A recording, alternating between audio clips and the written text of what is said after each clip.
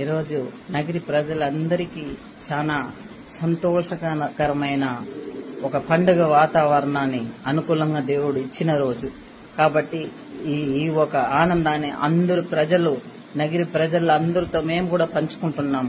ఏమంటే 10 సంవత్సరంగా నగిరికి పట్టిన శని పీడ విరగడైన రోజు కాబట్టి అందరూ ఆనందంగా ఉన్నాం.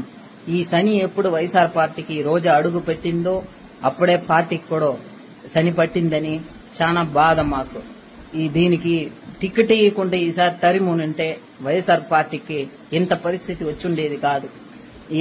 ఏమేమి ఎవరిని బ్లాక్ మెయిల్ చేసిందో, ఏం కర్మ చేసిందో, ఏం మాయం చేసిందో ఈ రోజా అన్న వ్యక్తి నగిరిలో వచ్చి దాపరించి కుటుంబ పరిపాలన, అరాజకము, అక్రమం, అవినీతి, అన్యాయం ఇన్ని చేసి నగిరి నా అడ్డ నా గడ్డ అని ఎవరు అడ్డలో వచ్చి ఎవరు అవినీతి చేసేది? ఏమనుకున్నావు? నగిరి ప్రజల్ని చిత్తుగా నిన్ను ఓడించి నగిరిలో నిన్ను ఇంకెక్కడ కనిపించనుకుంటా భూస్థాపితం చేసినారు. చూసినావా రోజా?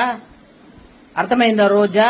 నగిరి ప్రజల్ని, నగిరి అడ్డన గురించి నీకు మున్సిపాలిటీ గేటును తాకనించనన్నావు మమ్మల్ని. నువ్వు ఏ గేటు కాదు, నగిరి కాదు, అసెంబ్లీ కాదు, రాష్ట్రంలో ఎక్కడ నువ్వు ఇంకా కనిపించవు. నువ్వు చెప్తా ఉండాం.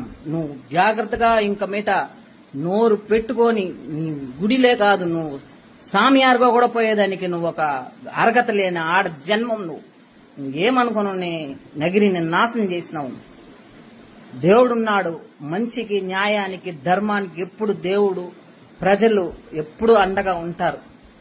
నిన్ను నగిరిని ఉంచి భూస్థాపితం చేసేదానికి కంకణం కట్టుకున్నారు ప్రజలు. అది జరిగింది. ఇంకా నగిరి మంచి ఒక బాటలో నడుస్తుంది. అన్నా తమ్ముళ్లుగా అందరూ ఐకమత్యంగా ఒత్తుముగా ఉంటారు.